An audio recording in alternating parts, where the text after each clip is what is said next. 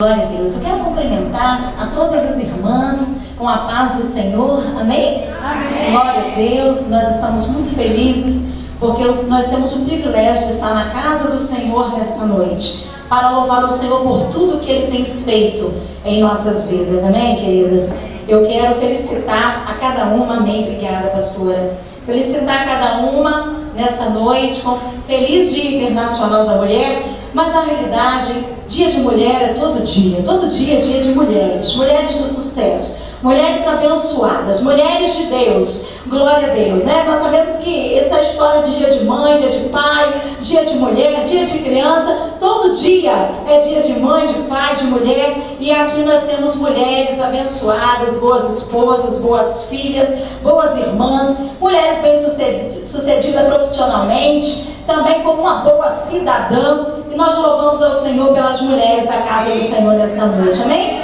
Queridos, sem perca de tempo, abra a palavra do Senhor comigo, no livro de Neemias. Glória a Deus. Nós temos o nosso tempo hoje muito resumido, nós temos algumas ministrações a mais, e quando o Senhor estava dando todo esse modelo, como deveria ser o culto nesta noite, o coração da serva do Senhor, então o Senhor ministrou que para ser uma mulher de sucesso, não tem como ser uma mãe de sucesso, uma boa profissional, não tem como ser de sucesso em outra área que for, se primeiro não for uma mulher bem sucedida espiritualmente. Por isso nós vamos começar falando sobre a nossa vida espiritual. Aleluia! E nós sabemos, amadas, que para sermos mulheres de grandes êxitos, porque sucesso são êxitos temporais, né? Mas quando uma pessoa ele tem bom êxito, então ele é sucedido continuamente. Então nessa noite o Senhor quer fazer de nós mulheres de êxito. Amém? É aquela que alcança um nível e não perde mais, não é? A gente vê aí na fama, tantas pessoas no auge da fama, da mesma forma que eles sobem rapidamente, eles caem rapidamente também. Mas o Senhor, Ele não quer ministrar os nossos corações para a gente ser vulneráveis, subindo e descendo. O Senhor verdadeiramente, Ele quer trazer uma palavra específica aos nossos corações, para a gente mudar de nível e permanecer só crescendo no Espírito. Amém? Glória a Deus. Aí eu fui orar ao Senhor e falei: Deus, eu preciso que o Senhor ministre ao meu coração um exemplo da vida de uma mulher na Tua palavra, para que a gente venha tomar algumas lições da vida desta mulher. E o Senhor ministrou na minha vida Neemias, o reconstrutor das muralhas de Jerusalém.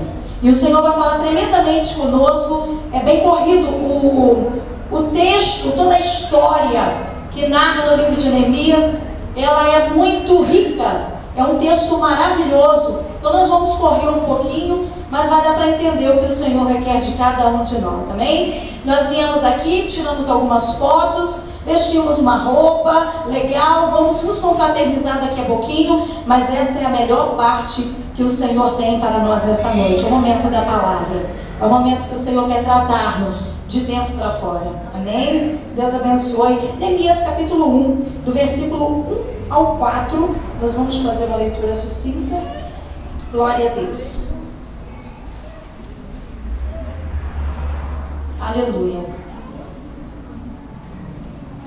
As palavras de Neemias, filho de Acalias, que sucedeu no mês de Quisleu, no ano 20º, estando eu em Suzã, no palácio, e veio Anani, um dos meus irmãos, ele e alguns de Judá, e perguntei-lhes pelos judeus que escaparam e que restaram do cativeiro acerca de Jerusalém.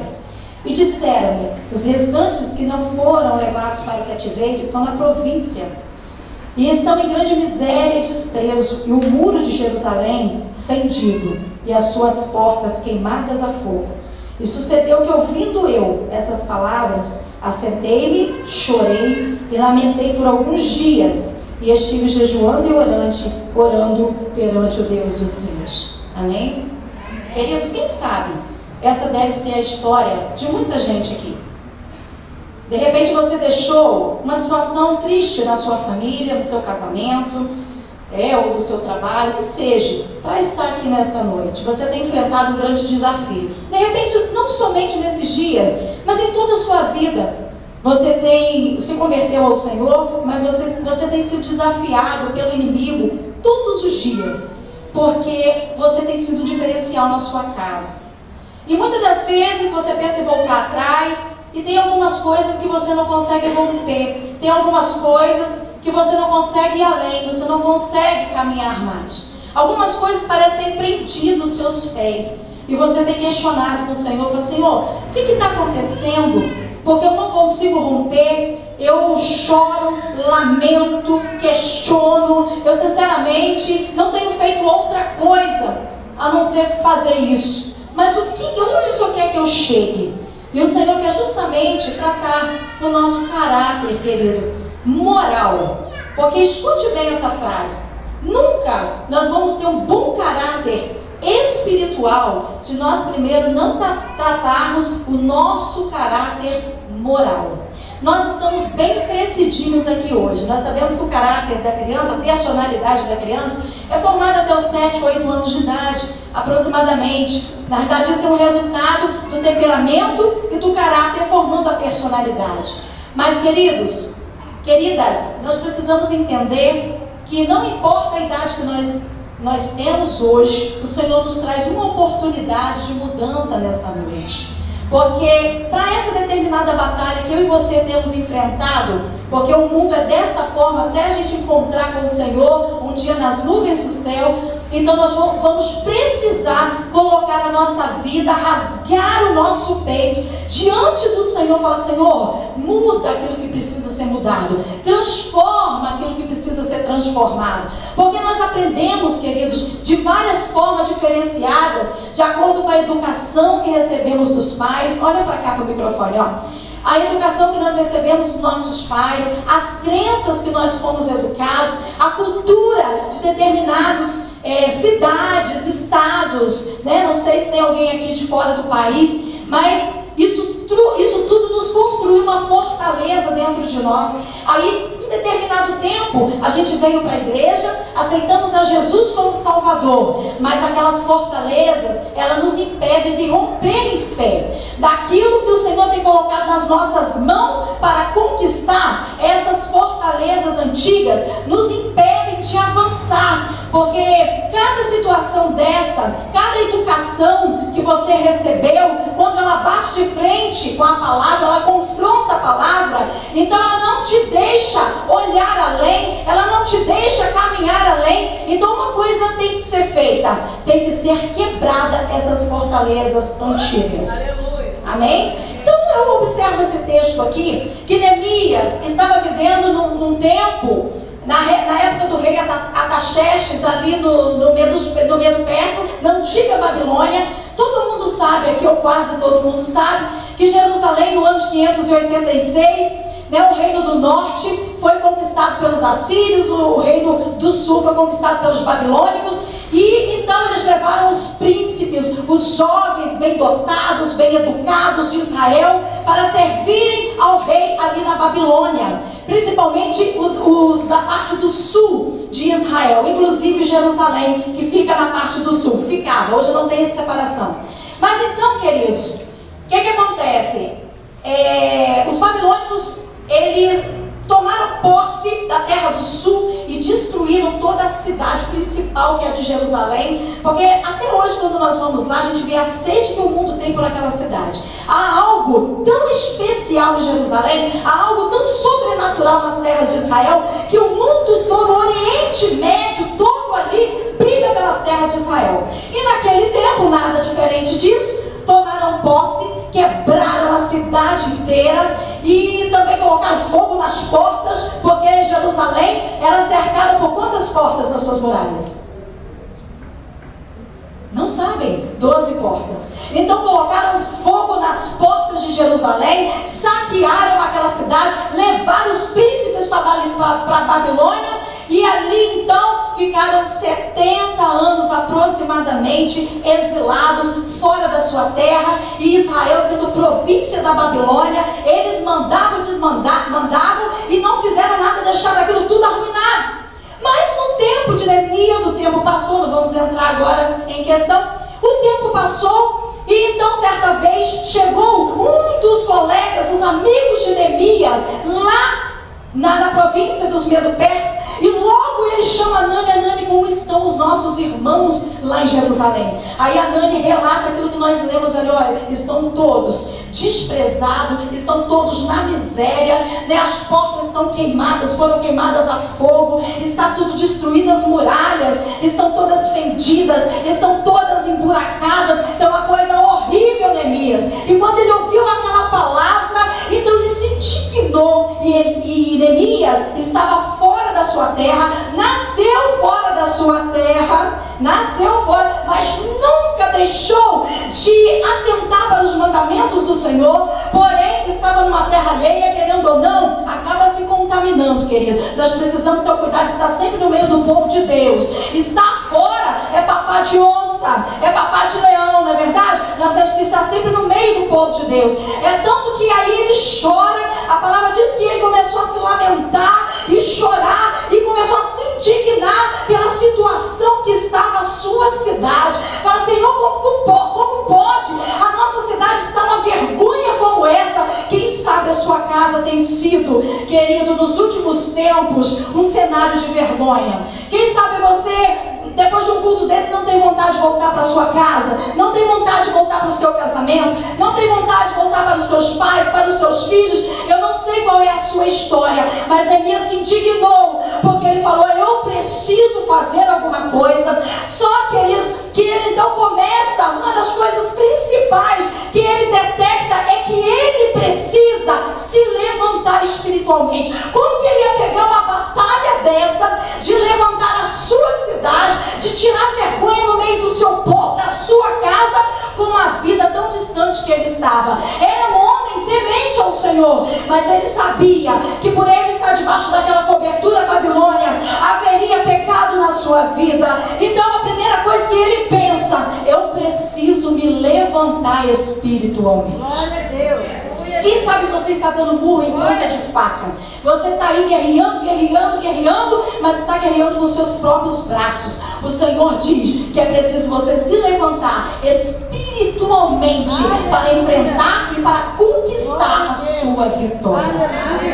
Amém? A primeira coisa que nós vemos aqui que Neemias faz, querido, é jejuar e orar. Se você observar o texto, Neemias 1, versículo 4, parte B. Depois que ele sentou, que ele chorou, que ele lamentou, ele para e fala: eu preciso pagar um preço, vou jejuar e vou orar. Queridos, quantas vezes nós queremos vencer uma batalha com as nossas próprias forças? Não queremos a ajuda de Deus, muito pelo contrário, queremos dar uma ajudinha para o Senhor, fazer a nossa própria maneira. Quantos anos você tem feito da sua maneira e não tem dado certo? O Senhor então assim diz para mim e para você nesta noite: não importa em que área for, vá jejuar e vai orar. Vamos colocar nossa carne, que gosta muito de estar elevadinha, que muitas das vezes gosta de ter mais sabedoria do que Deus, vamos colocar ela no lugar dela, e vamos então começar a ter relacionamento com o Senhor. Então eu vejo Neemias aqui se humilhando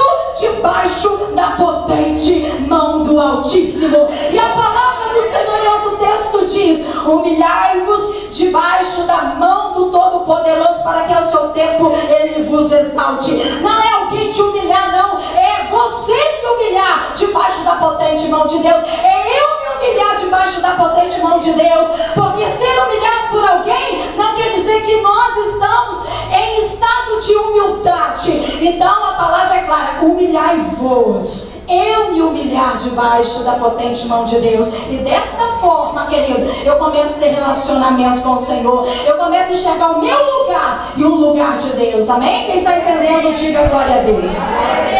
Segundo passo que eu vejo, ele começa a orar, e alguns versículos para frente, uma coisa linda que eu vejo Neemias fazendo. Presta atenção. atenção aqui, queridos, presta atenção aqui. Ele confessa os seus pecados e o pecado do seu povo. Ô querido, quantas vezes nós paramos para orar e a gente até esquece que nós somos pecadores? Então ele chama essa responsabilidade para ele, não somente dos pecados dele, reconhece que ele estava debaixo do erro, ele estava debaixo do pecado, ele então se coloca diante do Senhor. Senhor, eu conheço as tuas palavras. Se você olhar o texto, você vai ver tudo isso. Eu conheço os teus mandamentos. O Senhor disse que se a gente olhasse, observasse, cumprisse a tua palavra, então a gente seria vitorioso, bem-sucedido. Mas se isso não acontecesse, o Senhor nos espalharia sobre as nações. E eu tenho visto isso acontecer, mas eu quero me humilhar diante do Senhor. Ouve o clamor do teu servo que se humilha diante de ti. Agora, Pai, eu também te peço perdão pelo pecado dos meus pais. Eu também te peço perdão pelo pecado dos meus irmãos. Eu também te peço perdão pelo pecado dos meus amigos, pelo pecado dos meus avós.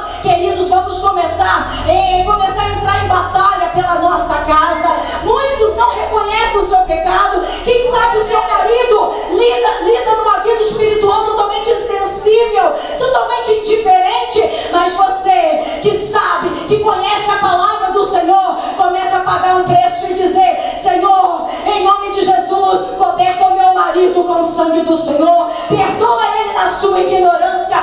Espírito Santo, o Senhor que pode entrar aonde ninguém pode, entra naquele coração. Eu profetizo na vida dele um homem de Deus, um profeta para este tempo, um sacerdote na minha casa. Comece a chamar a responsabilidade para a tua vida. De repente você está falando: pastor, eu faço isso há tanto tempo, querido, mas a gente não faz direito. Então nós precisamos pagar um preço também pelos pecados daqueles da nossa casa, das nossas gerações passadas, para haver quebra de maldição. Já ouviu falar sobre iniquidade? Iniquidade, alguém pegou lá na quarta geração para cima e ninguém quebrou aquela iniquidade que foi um pacto com Satanás, ou que foi um divórcio, ou que foi um adultério, e ninguém foi detectando, aquilo foi passando de pai para filho e chegou de repente até a sua casa, e você não sabe por que aconteceu. Você é uma bênção, seu marido é uma bênção, seus filhos é uma bênção. Por que desencadeou essa situação? Porque havia um fio, a ponta do cipó chegou na sua casa. Mas nesta noite o Senhor revela para mim e para você: pega a ponta desse cipó e agora paga um preço. No nome de Jesus, pede o sangue do Cordeiro sobre a tua casa, pede o Senhor a tesoura da graça e corta pelo poder que é no nome de Jesus. Terceira coisa, querido, ele ficou sabendo disso tudo, ele orou, ele jejuou, benção pura, pediu perdão pelos pecados. E uma outra coisa que eu acho lindo é que ele não parou de trabalhar. Ele era copeiro do rei. Então, nós vemos aqui que ele foi diante do rei e ele, como é que eu vou dizer? Ele se arriscou, porque ninguém podia chegar triste diante do rei. Ninguém. E ele, já viu aquele versículo de provérbio que diz que a alegria do rosto, a alegria do coração formoseia o rosto? Então quando a gente está triste, dificilmente a gente consegue esconder isso, não é verdade? Então ele chega agora diante do rei para servir. Imagino ele de repente nem parecendo muito rosto, tentando cobrir, e o rei percebeu, porque ele era um menino diferente, ele era um rapaz diferente. Então o rei olha para ele e fala: o seu rosto está triste. Eu imagino ele gelando. Falei: pronto, vou perder a cabeça. Aí o rei se preocupou com ele: o que está acontecendo com você? Você não está doente? Né? Por acaso, qual foi a tristeza do seu coração? Aí eu vejo que Neemias, mesmo naquela situação de tristeza, né, que ele estava, de amargura de ver a sua casa daquela forma, ele não parou de trabalhar. Sabe o que eu vejo? A gente não pode deixar a depressão atingir a nossa vida. A gente não pode deixar que as circunstâncias da vida venham atingir o nosso espírito. Pode até bater a nossa alma, mas o nosso espírito é selado pelo Espírito Santo. Aleluia! Não pode, querido. A depressão é uma porta que nós abrimos para que o espírito venha a ser abatido. E depressão quer dizer pressão para baixo, né? A alma fica um pouco pressionada. Mulheres é muita flor da pele, né? Muita emoção na pele. Então a gente sente porque o marido falou diferente, a gente sente porque o filho respondeu, a gente sente chama a atenção, a gente sente quando o pastor da igreja chama a atenção, ou seja, a gente fica muito cheio de dodói. O Senhor quer levantar aqui um exército de guerreira, aleluia, que não olha para o lado, não olha para o alto, mas olha somente para o autor e consumador da nossa fé. Querido, tudo isso aí, gente, chororô por causa de qualquer coisa. Quando tivermos que enfrentar uma batalha maior para mudar de nível, nós não vamos aguentar, não vamos suportar. Então, vamos parar de andar na emoção. Neemias estava ali servindo o rei, tentando esconder a tristeza do rosto, mas ele estava trabalhando. Eu me lembro da viúva de Sarepta, não é? Aquela mulher estava vivendo uma época de fome. Lembra do profeta Elias, quando falou para Acabe que não iria chover? Então o Senhor falou com ele: olha, Elias, vai para Sarepta, que eu enviei uma viúva para te sustentar. Então ele sai dali e vai para Sarepta, terra até de Jezabel. Olha só que tremendo, foi esconder de Jezabel, não chega a terra dela. E aí, quando ele chega lá, ele fala assim: oh, quem é essa viúva? O Senhor não me fala o nome dela, né? E vai ele caminhando. Imagina ele chegando na aldeia de Sarepta.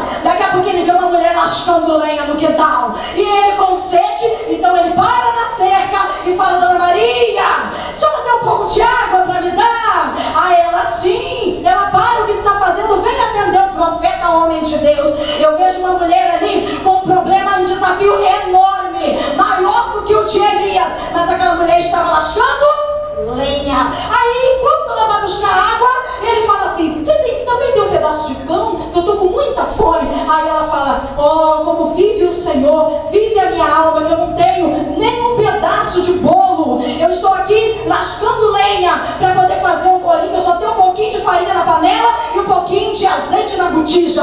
Eu vou pegar essa lenha e vou fazer um bolinho para comermos eu e o meu filho e depois morrermos. Olha a situação da vida daquela viúva. Elias então, olha só o teste. Elias então fala assim para aquela mulher: então, querida, faz o seguinte, pega a sua lenha, vai lá e assa o bolo primeiro para mim, faz um bolo para mim primeiro, e depois você vai fazer um bolo para você e para os seus filhos, porque eu profetizo na tua casa o seguinte, no nome do Senhor, que a farinha da panela não vai acabar e o azeite da botija não vai faltar.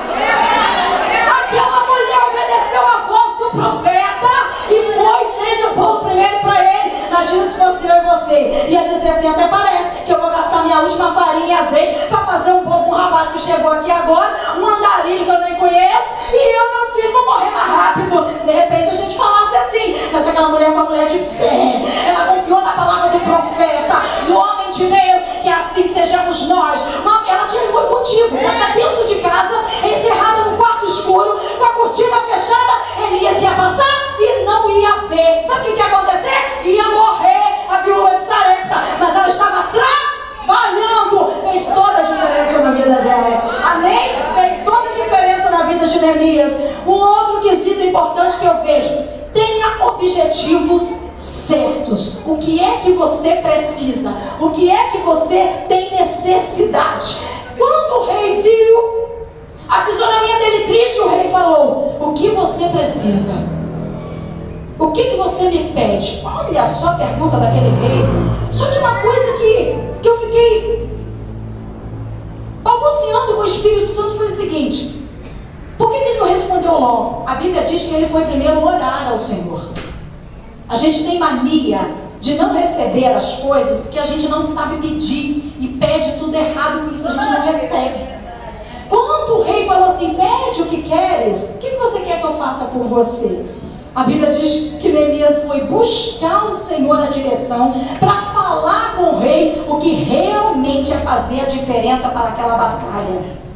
Aí, então ele começa agora a dizer: ó rei, eu vim dizer para o Senhor o que é que eu preciso. Eu preciso que o Senhor me envie ajudar, porque eu estou sentindo que Deus está me levantando para reconstruir a minha casa. Eu preciso que o Senhor também me dê uma carta de autorização para me passar na fronteira, senão aqueles homens não vão deixar eu passar na fronteira. E preciso mais, se não é que eu vou abusar do Senhor, eu preciso de madeira. Eu preciso de madeira para me edificar uma casinha para mim ficar lá. Eu preciso de madeira para colocar nas portas de Jerusalém. Olha só, o Senhor deu todo o projeto para ele. Eu preciso de madeira para construir a casa dos meus amigos, da minha família. Eu preciso de tudo isso. Aí o rei foi lá, canetou tudo e ofereceu todo o argumento, todos os materiais que ele precisava, a matéria-prima que ele precisava para aquela batalha. Olha que coisa tremenda. E o Senhor pergunta hoje para mim e para você: o que você precisa realmente? Nós precisamos realmente, queridos, parar de fazer oração vagas. A gente faz a oração: Senhor, o Senhor conhece a situação do meu casamento, o meu marido, né? Nessa situação eu não aceito mais isso. Intervém nessa causa, no nome de Jesus. Eu profetizo que ele vai ser um homem de Deus. Se eu abençoar minha filha, abençoa meu filho, o meu trabalho. Não. Quando você for orar pelo seu marido: Senhor, no nome de Jesus, a fraqueza do meu marido é essa.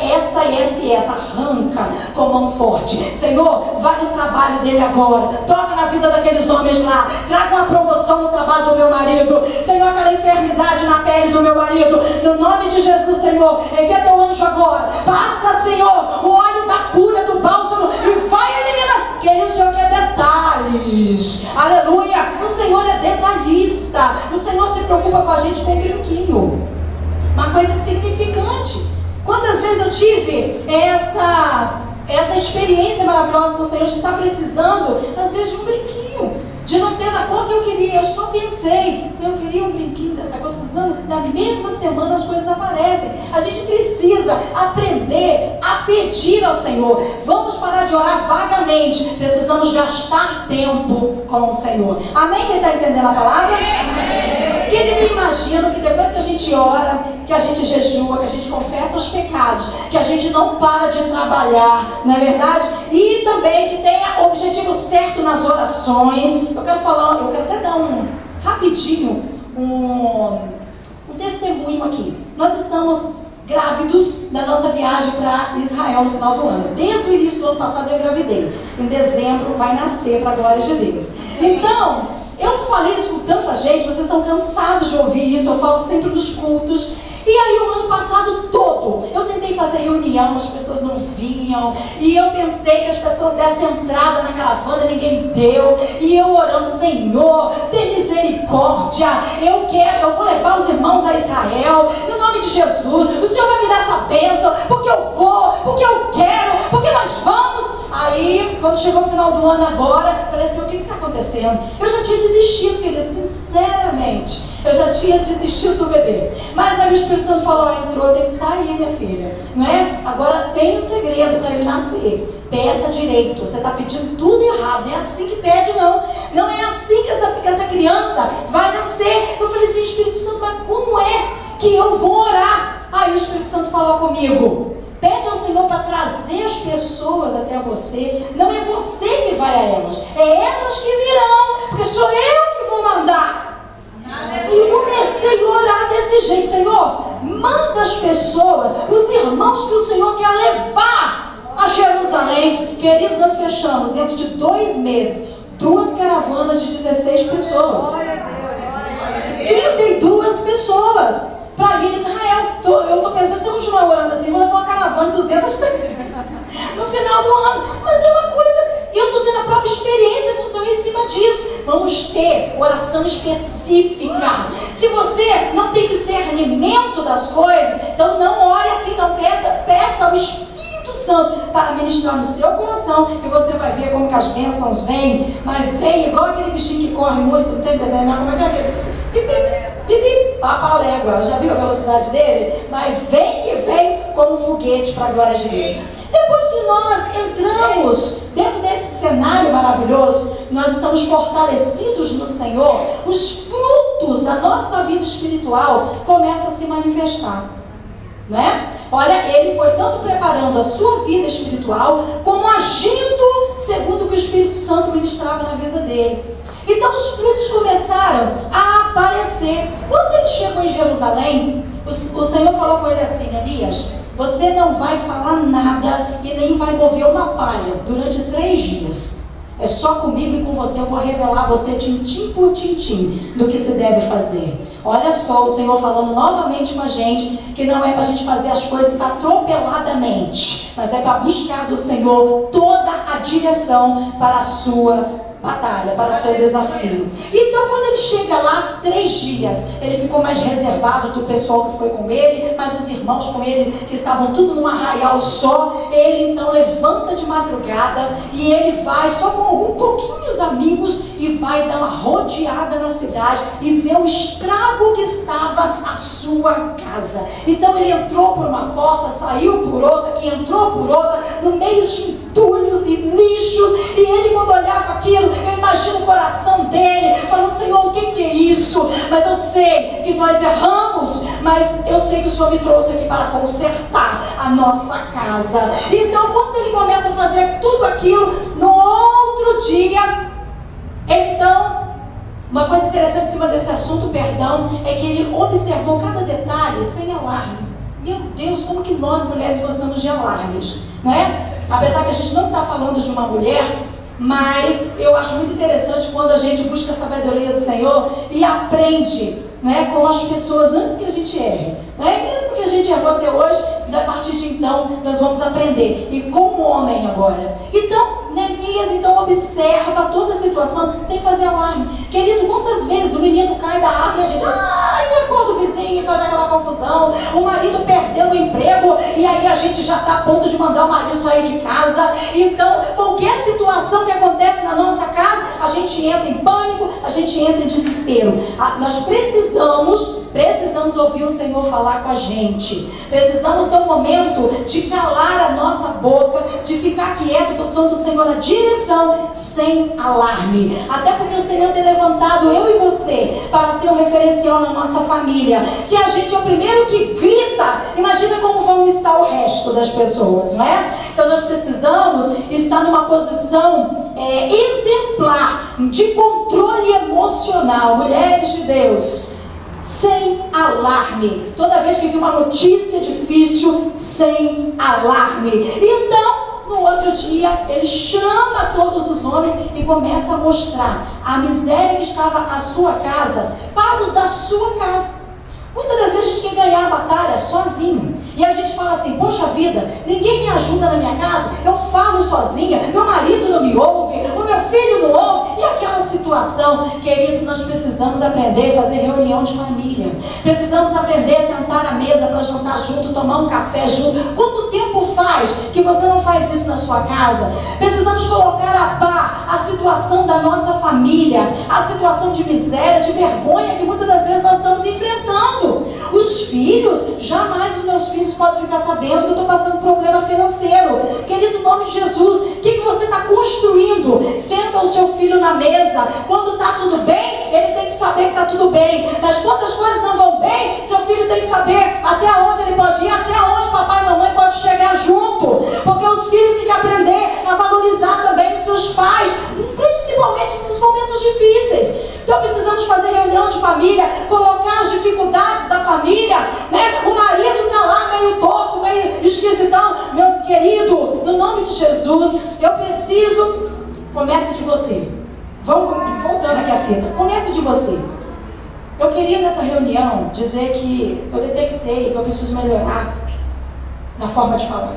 Eu preciso melhorar, que eu não posso ficar gritando com os meninos. Eu preciso melhorar, que eu não posso ficar batendo as panelas para meus vizinhos ouvir quando eu estou com raiva, né? Eu tenho que melhorar, não é? Eu tenho que melhorar, não posso ficar gritando com a vizinha daqui, aquela situação toda. Então, eu reconheço, marido e filhos, que eu preciso melhorar. Porque se você fizer essa abertura, seu marido vai começar a detectar e falar assim: eu também quero pedir perdão a vocês, que eu preciso melhorar como esposo. Eu preciso melhorar como pai. Se você fizer essa abertura, ele vai fazer também, né? E daqui a pouquinho até os filhos estão lá se revelando. Pois é, eu queria pedir perdão a vocês, que outro dia, eu peguei e usei o sabonete de vocês, da mamãe, que é tão caro que ela guarda com tanto carinho, queria que nem eu usasse. Foi eu que peguei, eu que escondi. Ou seja, vai começar a sair coisas que, se fosse outra situação, nunca sairia. Então nós precisamos sentar na mesa, mostrar a situação da nossa casa, mostrar a situação espiritual.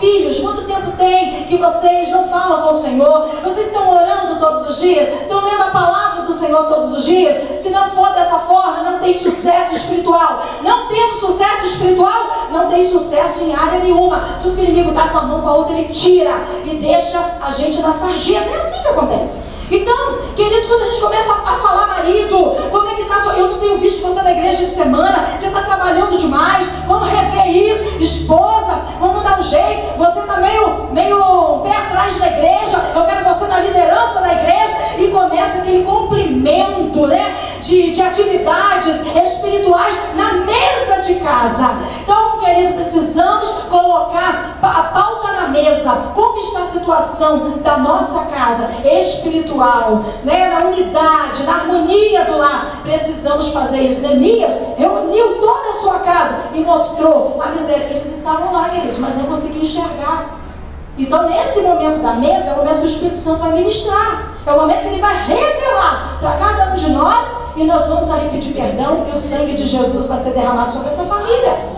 Amém? Glória a Deus. Uma outra coisa importante é que nós precisamos, nos nossos desafios do dia a dia, ser ousado. Ser ousado diante do inimigo. Quando Neemias estava para reconstruir os muros com o pessoal, veio o tal do Sanbalat, Tobias e o Gesem, que não estavam nada satisfeitos de ver pessoas querendo reconstruir Jerusalém. Eles ficaram danados da vida e aí eles começaram a perturbar os irmãos na edificação, na reedificação do muro. Então, eles vieram com tudo e aí eles começaram a falar: olha, isso não vai dar em nada, vocês são fracos, vocês não servem para nada, vai passar uma raposa ali, vai destruir isso tudo. Aí Neemias então tem aquela palavra de homem de Deus e fala para eles assim: olha, o negócio é o seguinte, acho bom vocês vazar daqui, porque aqui não tem memória, vocês não têm memória em Jerusalém, vocês não são do nosso povo, essa cidade não pertence a vocês, vocês não têm parte na nossa casa. A gente precisa ser ousado espiritualmente para mandar o diabo embora. Quando ele começa a fazer uma arruaça, porque quando ele chega, já começa aquela confusão. Então vamos detectar, porque o diabo entra na casa da gente, faz uma arruaça e a gente não percebe. Acho que tudo é normal. Querido, só de você ver uma situação mal-humorado, só uma situação de alguém falar áspero com o outro, isso já é uma indução diabólica. Olha só, estudando batalha espiritual, nós detectamos isso, que não é normal você acordar mal-humorado, ficar um dia mal-humorado, toda palavra, um mosquito vai passar perto de você, você tem vontade de furar o olho dele. Isso não é normal, isso é diabólico. O diabo está por perto, está esperando só uma brechinha para entrar na sua vida, mas você já está sentindo sintomas dele rodeando. Então, querido, vamos detectar as coisas, vamos ser ousados contra o inimigo das nossas almas, que tenta achar uma brechinha para entrar na nossa casa. E as brechas em Jerusalém estavam todas abertas, então eles estavam ali perturbando eles o tempo todo. Mas uma palavra de um homem de Deus, uma palavra ativa, botaram aqueles homens para poder sair correndo de diante deles: olha, vocês não são do nosso povo, vocês não têm parte na nossa casa, vocês não têm memorial aqui, pode fazer o favor de se retirar agora, porque nós não vamos parar essa obra. E eles realmente não tiveram força para deter aqueles homens diante do muro. Uma outra coisa importante é que Neemias resolve chamar também os sacerdotes para a batalha.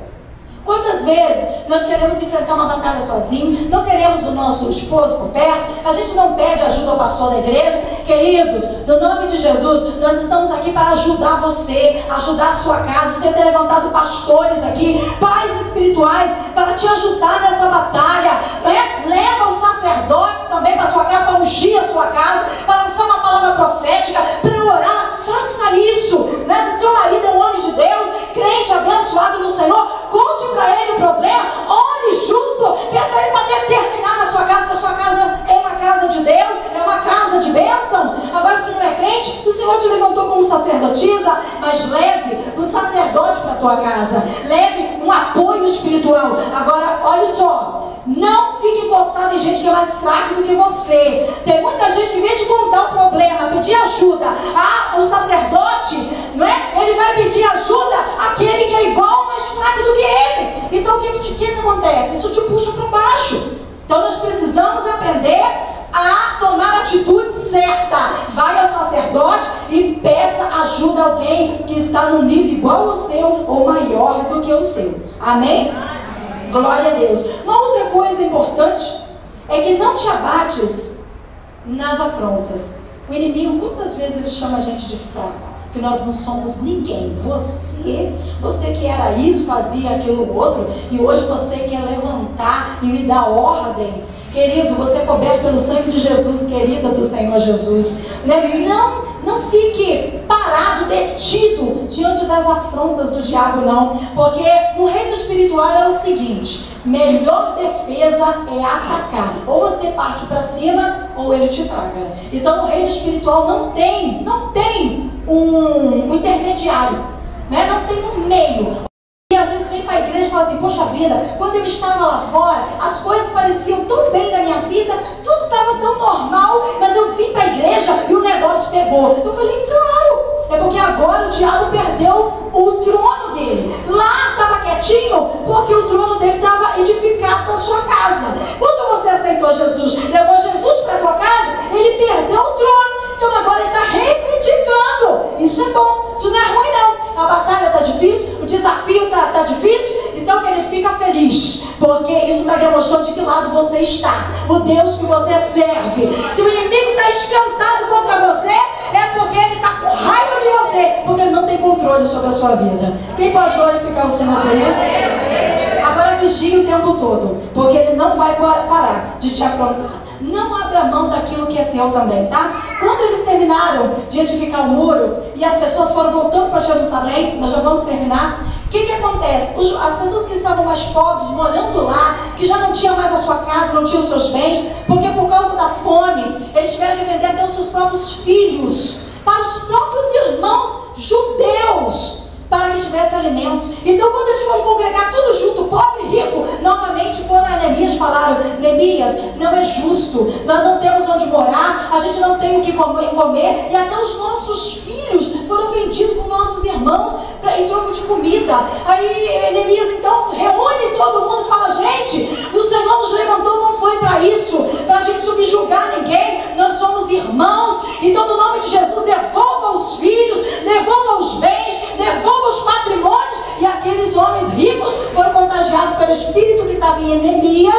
e devolveram os bens daqueles que estavam marginalizados. Então o Senhor levantou uma nação forte naquele lugar. Querido, não abra mão daquilo que Deus te deu. Se o inimigo parece que tem arrancado isso de você, reivindica no nome de Jesus. Se de repente você fala assim: eu estava no estágio que eu mereci perder. Realmente aquele que não está obedecendo a palavra, ele perde, porque o inimigo tem controle. Mas nesta noite você tem como dizer assim: não, eu sou coberta pelo sangue de Jesus e eu tenho um novo nome daquele que deu a própria vida para o resgate da minha. E eu no reino espiritual tomo posse de tudo aquilo que é meu, que Deus me deu. É aquilo que foi cantado aqui hoje: eu sou o que a Bíblia diz que eu sou. E a Bíblia diz que você é uma sacerdotisa, que você é uma rainha de Deus.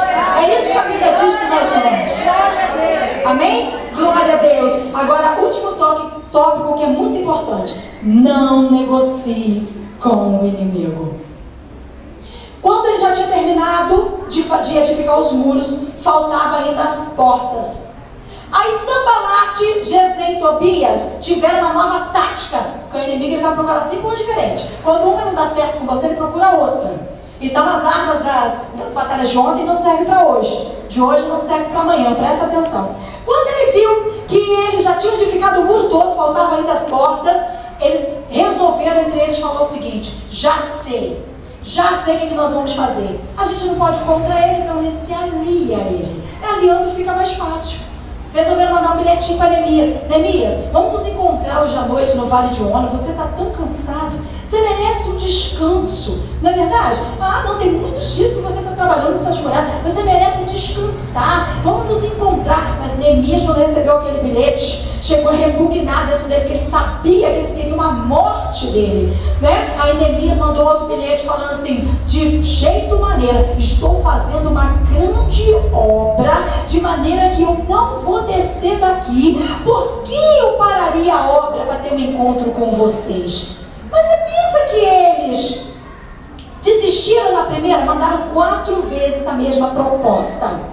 De repente você está aí na beira do abismo, cai ou não cai? Poxa vida, eu não vou aguentar, bispa. Eu não vou aguentar. De novo essa proposta, Querido, no nome de Jesus, você está fazendo uma grande obra e você não pode descer de onde você está. O Senhor te deu uma função para edificar. A mulher sábia edifica, a tola destrói com as próprias mãos, como já foi falado aqui hoje. Então, eles sabiam que, poxa, a gente pode desbaratar isso aí ainda. Por quê? Eles não colocaram as portas lá, porque eles sabiam que depois que uma cidade naquele tempo era fechada, ficava mais difícil para os inimigos atacarem a cidade. Então, a ideia de aliar foi antes que fechasse a cidade totalmente. Sabe qual é a proposta que o inimigo faz para mim e para você? Para que você vai orar e continuar orando do jeito que você estava orando? Você já não recebeu a sua vitória?